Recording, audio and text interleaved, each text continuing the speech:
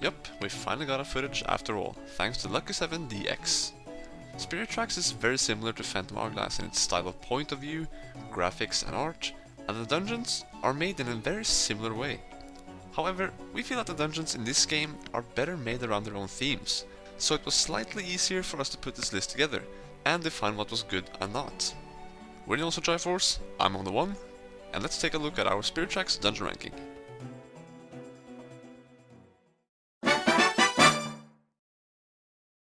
We're starting off with the first and easiest dungeon. The Force Temple, or the Wooded Temple that it's called in Europe, is pretty well themed with the poisonous fog and interior. It looks dark and green and have enemies like the Vengas, these little insects. The item you get is the Whirlwind, a little wooden fan that sends a little whirlwind whenever you blow into the microphone. It's used on different switches and to get rid of the purple fog. You get it incredibly early in the dungeon, so most of it bases itself around this item, before it takes use of the touchscreen, where you are able to draw the right path while carrying the boss key, because if you walk the wrong way, the keymasters will chase you down. In addition to the decently fitting music, we find this to be a decent dungeon, but not surprisingly, the first dungeon ends up last.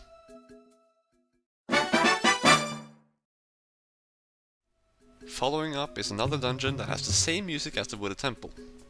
This is actually something we find to be a bad and disappointing thing. The dungeon song is kinda lame, but at least it fits with the Wooded Temple. It doesn't fit here at all in our opinion. Anyway, let's check out the rest of the dungeon. It's got interesting puzzles involving the whip that you get from a pretty fun mini-boss fight. The whip is used as a grappling hook and to pull out swords and thorns from statues and plants. The puzzles are quite good and a bit challenging. We also like how there are several traps in this place, with big rolling rocks, arrows shooting from everywhere. It may not have much to do with water, even though it's actually placed beneath the water, but the color blue is all over this dungeon. There's not anything we really dislike with this place, it's just that we think the other dungeons are better.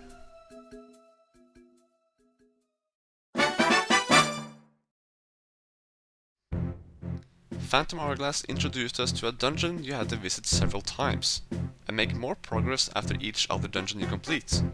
This was the Temple of the Ocean King, and wouldn't you think Spirit Tracks would make the same thing?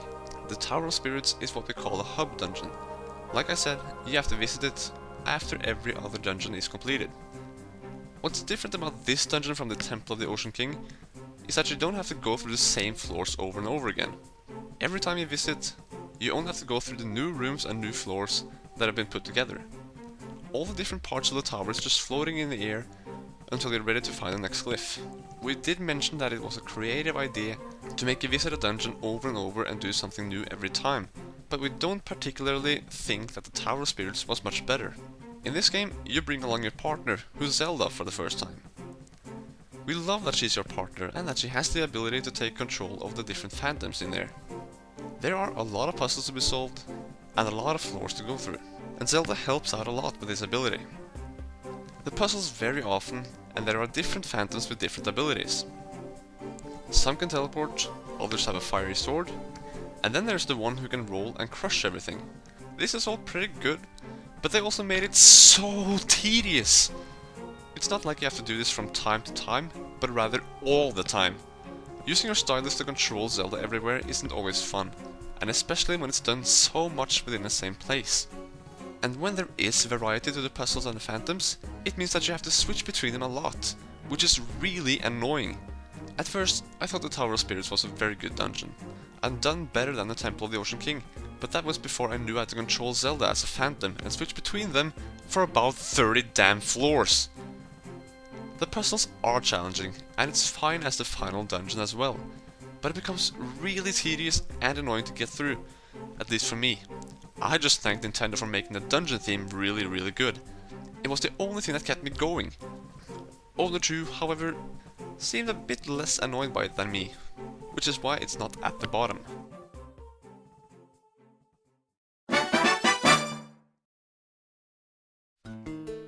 Next up is a well-element themed dungeon in the Snow/Blizzard Temple.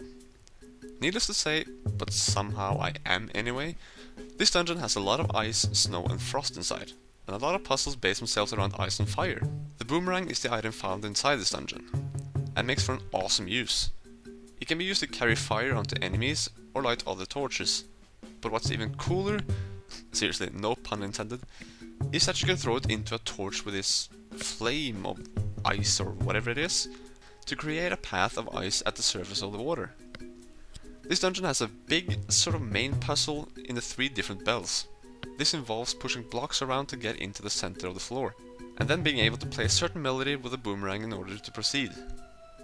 So you freeze stuff, you melt stuff, and you play music.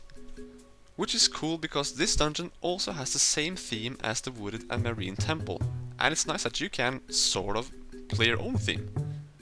It does not fit here either, but for all the other reasons, we find this to be a pretty good dungeon.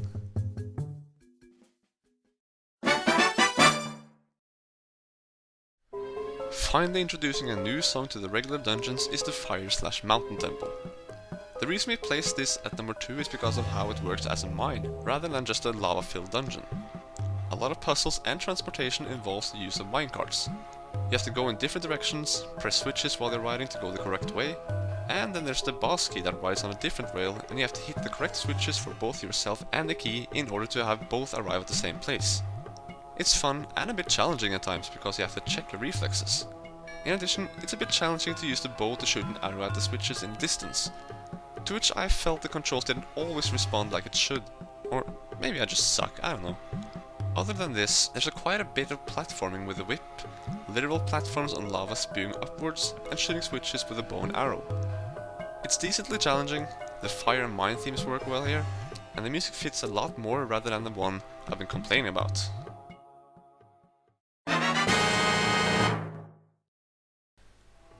There's only one dungeon left, and it's the Sand/Desert Temple that tops our list in this ranking. We've already mentioned in a few dungeon rankings before that there's something really awesome about dungeons in the desert. We're really disappointed in the lack of varied dungeon music in this game, and especially the one in the wooded, blizzard and marine temple. And this dungeon uses the same music as the mountain temple, but luckily, it actually does fit in here too. The other dungeons also had different tasks to go through in order to get in, but with this dungeon, you had to fight a lot of cannons that are placed on the outside of the pyramid. The story behind this is that there's a bow of light placed here, guarded by 3 trials. The first one is about escaping, or rather killing the Roctites, go through a version of Lost Woods on train tracks through tunnels, and then destroy the turrets like I mentioned. This was definitely the toughest dungeon to enter, and it gets better inside. Naturally, this dungeon is filled with sand, and the item you get is there to help you use the sand for your benefits. The sand wand allows you to stun certain enemies, but more importantly, raise the sand up. This is used to create paths at a higher level, build bridges, and to roll objects or make them stop. I did feel like the touchscreen didn't allow me to do everything precisely as I wanted, but hey, again, maybe it's just me who sucks at using the stylus. Anyway, this place is fairly big, it has very cool puzzles that make you think, it's challenging, actually a bit atmospheric, the way you had to fight your way through to the dungeon was awesome, and the story behind it was pretty cool too. So with that, I'm leaving while saying that the Desert Temple is the dungeon we like best in Spirit Tracks. Thanks for watching.